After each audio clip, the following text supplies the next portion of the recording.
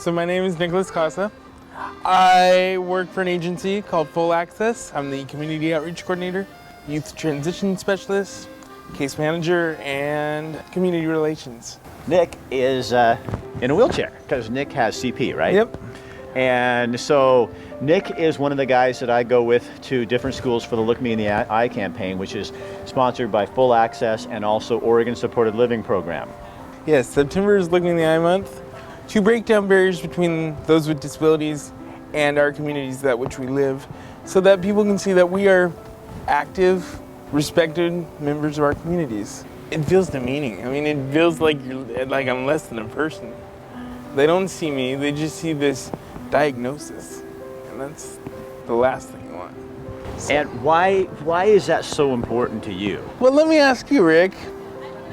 When you were on the news, was it more important that you were known as the news guy or just Rick Dancer? Yeah. I got so sick of being Rick Dancer, the guy in the news, where that's all I was. And now I'm introduced as Rick Dancer, former politician, Rick Dancer, former news guy, and Rick Dancer, cancer survivor. And I'm sick of all that crap.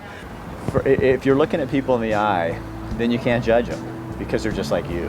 What Nick and I love about Look Me in the Eye is if you're gay or bisexual, you can't tell when you look somebody in the eye.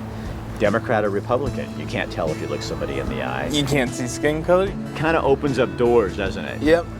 And all of a sudden, if you look at people in the eye, we're all human beings. You see, what do you see, Nick? You see the humanity? You see the humanity, you see their heart, you see the person, which is the most important part. So many times when we go to schools, the Look Me in the Eye campaign talks about one thing, but we'll get on a whole different subject of students talking about how they've been bullied. I remember that one kid came forward and he says, I'm tired of people calling me a fag. And I said, okay, so if I give you the microphone and tell people what you would like to say, and you have to be nice. And he goes, I will. The kid turns around, looks at the audience, and he says, can we please stop this? Yeah. I think it's the most powerful thing I've ever seen.